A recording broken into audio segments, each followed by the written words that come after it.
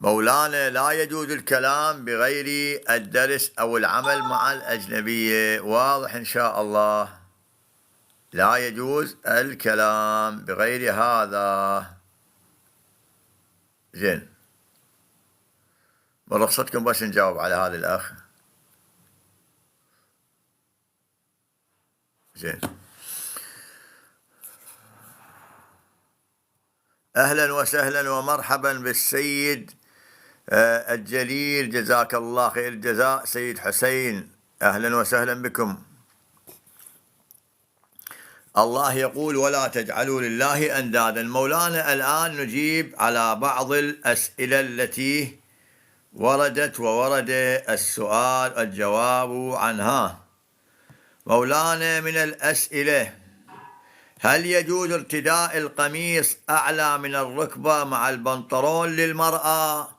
بعض النساء لما تذهب إلى الدوام مولانا، أو هي مثلا في الدوام تلبس ملابس العمل مثلا كالمضمدة، مولانا تلبس البنطلون والقميص، والقميص يكون أعلى من الركبة، هل هذا جائز بالشرع أم لا؟ اسمع الجواب. إذا كان في ذلك تجسيما لمفاتن المرأة، يعني يبين مولانا ضخامة رجليها مثلا وما فوق الركبة ويتجسد الجسم، إذا كان ذلك تجسيما للمفاتن المرأة أمام الناظر الأجنبي، يعني هذا أبو العمل ينظر لها لو لا، زين، يغتر بيها لو ما يغتر وهكذا. زين، فإذا كان القميص الذي فوق البنطلون يكون تجسيما لمفاتن المرأة أمام الناظر الأجنبي أو موجبا لإثارة الفتنة النوعية، فلا يجوز لها أن تلبس هذا البنطلون. أما إذا كان تحت العباء ولا يوجب الإثارة ولا يبين تجسيم فهذا لا إشكال فيه. السؤال الآخر: ما حكم الشارع المقدس على الرجل الذي لا ترتدي زوجته الحجاب؟ رجل زوجته ما ملتزمة بالحجاب، اسمع بعدين ماذا قال: وهل يلحقه إثم بسبب ذلك؟ طبعا خو هاي زوجته الرجل ما ملتزمة بالحجاب، خو مو بيتها هنا قطعا. المقصود منه مولانا أن تخرج المرأة بدون حجاب. يقول شنو حكم زوجها؟ هذا زوجها لما يراها هكذا. اسمع الجواب.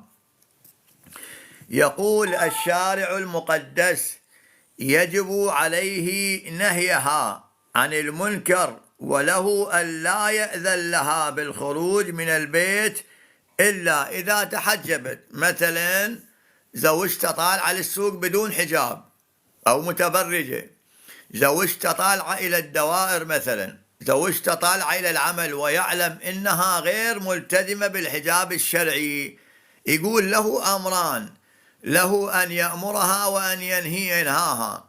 إذا انتهت خير على خير، إذا ما انتهت مولانا ماذا يجب عليه؟ يجب عليه مولانا أو يجوز له أن ينهاها. زين، قال ألا يأذن، وله أن لا يأذن لها بالخروج من البيت إلا إذا تحجبت. بعد حكم مولانا شنو؟ أن يأمرها بالحجاب أو ينهاها أن تخرج من البيت. زين، يقول: هل يجوز اللعن أو سب الصحابة؟ مولانا أولا السباب نحن منهيون عنه من قبل أهل البيت، وأما اللعن مولانا إذا كان أحد، احنا ما نخص الصحابة، إذا كان أحد مستحقا للعن فجائز لعنه. من هو مولانا؟ الظالم لنفسه ولغيره، أصحاب النار مولانا.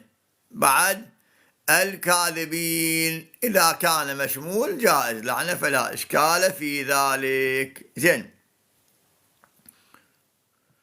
سؤال: ما هو حكم نزع الحجاب للمرأة المتزوجة في بلاد الغرب لا لغرض التجمل بل تجنبا من آثار المشاكل العنصرية. الجواب: لا يجوز، ولكن لا يجب لبس العباءة، وإنما الواجب ستر البدن والشعر والرقبة بما يكون سترا للمفاتن ولا يكون زينة بنفسه. هذا اللي واجب على المرأة. سؤال: ما حكم رأي سماحتكم في كشف الزوجة شعرها أمام والد زوجها أبو زوجها؟ مولانا السؤال جواب يكون يجوز لها ذلك لأنه من المحارم. هسه هنا تقول بنت الجنوب: شيخنا غضبت وحلفت الأئمة ما أروح. مولانا هنا يمينك لا ينعقد لأسباب: أولا لحالة الغضب، ولا ينعقد اليمين بالغضب. مولانا نعتذر عن الصعود على اللايف، جزاكم الله خير الجزاء.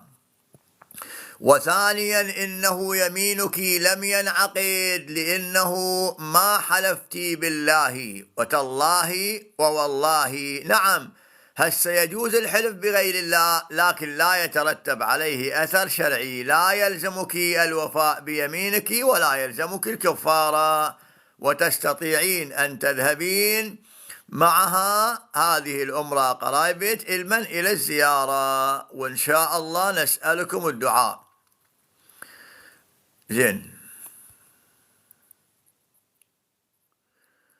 عزيز خليل سيدنا، نريد نسمع منك النعي إن شاء الله. اليوم متأخر والكهرباء كانت مقطوعة، فقدمت الحديث ونعيت شيء قليل. إن شاء الله ما نقصر عنكم بالأيام المقبلة يا سيد خليل، يا عزيز خليل، بخدمتك شيخنا. زين. نعم، الاستغفار يرسل السماء عليكم مدرارا كما قال القرآن: تجر عليكم الأمطار والأرزاق ورحمة الله تبارك وتعالى كلها تدر عليكم. الله يوفقك. جوهرة تقول: الله يوفقك مولاي، ادعي لي يطلع تعييني. زين، إن شاء الله ندعو لكم بخروج التعيين إن شاء الله.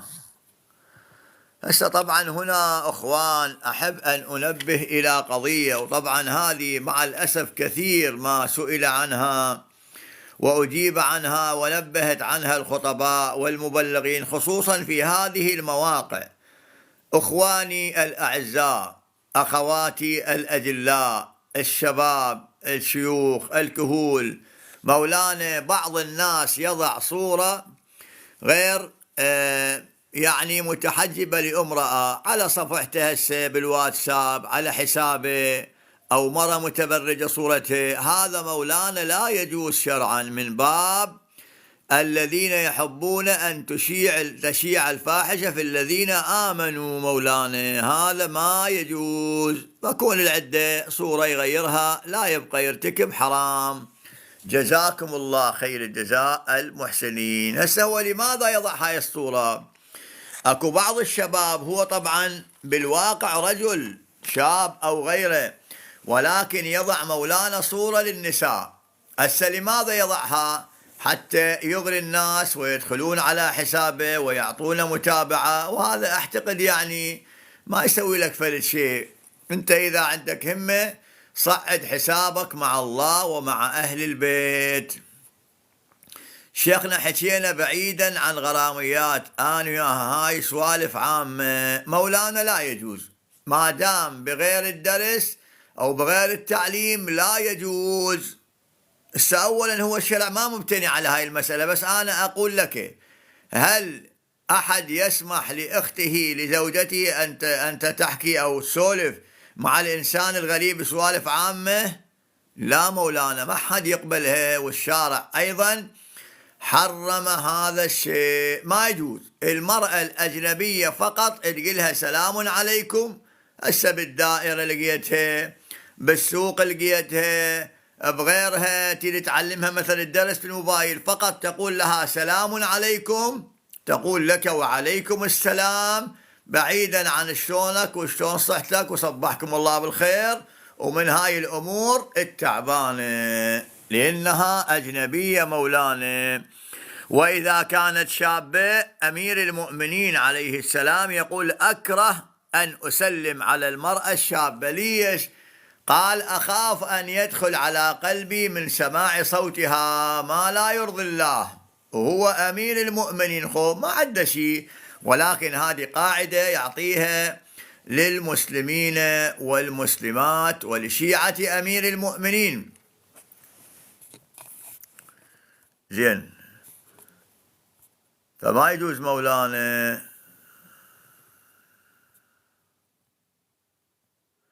أريد أن أتشيع، شنو أقول؟ مولانا إذا أردت أن تتشيع تردد الشهادات الثلاثة وتحب أهل البيت وتعلن الولاية لهم وتتبرأ من أعدائهم، هذه الألفاظ تجعلك شيعيا إن شاء الله.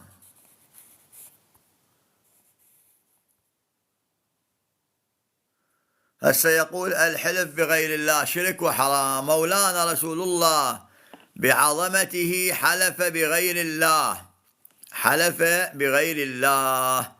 تراجعها مولانا باب الحلف أو القسم في صحيح البخاري وصحيح مسلم. ما أعطيك من الشيعة وكتبهم، نقاش علمي مؤدب محترم أكاديمي، لا فيه سباب ولا شرك ولا ترميني بالشرك ولا أرميك بالشرك، تدلل بخدمتك. زين، البراءة من الأعداء مولاي وموالي آل البيت. نعم نعم، بقية الله ادركنا. نعم. بنت الجنوب شكرا، الله يحفظكم بخدمتكم، الشكر لله، لا شكر على واجب. زين،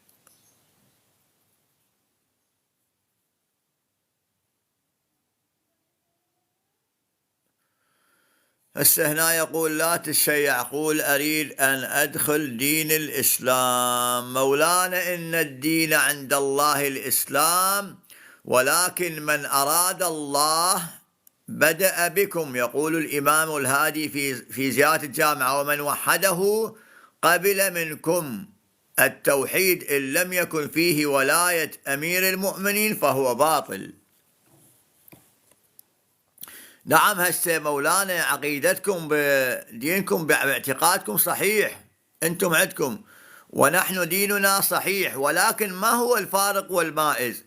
نحن أخذنا من عين صافية مولانا، أخذنا من رسول الله صلى الله عليه وآله وسلم والقرآن، وهذا ما يدل عليه حديث الثقلين: إني مخلف فيكم كتاب الله وعترتي أهل بيتي، ما إن تمسكتم بهما لن تضلوا بعدي أبدا.